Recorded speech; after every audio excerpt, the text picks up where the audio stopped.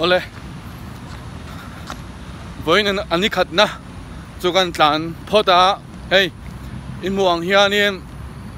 kanuin na phika karon thon vel tang khanin exer chu kala tangai nge ya chiang phota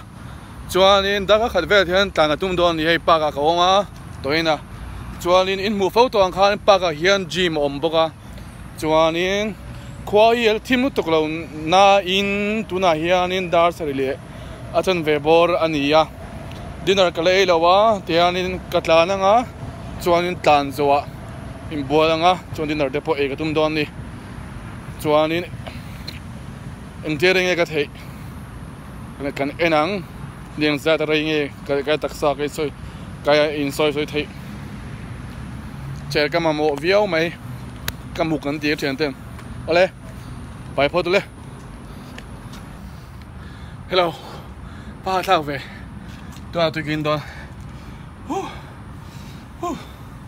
ole chúng đi na chú cháu ta thành đâu lom mày tôi lại ăn chim ba ngày thì về tan tàu là win lom mày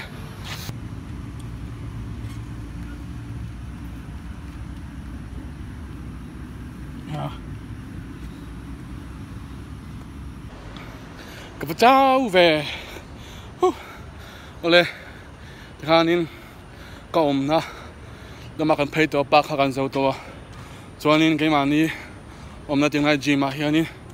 relote niti don ni chuanin ni danga chuanin a hlomin upload to nga thao to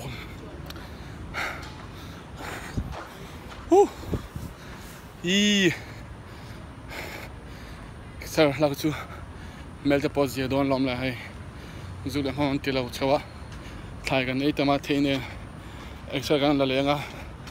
kero life mel kham pole vut don ni nom don he mai ya patien khong ena zara mi pa nga ya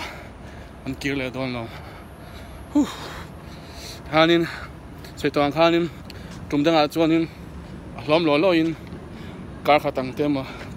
ti kan tum don ne Sain, mon trabe gole.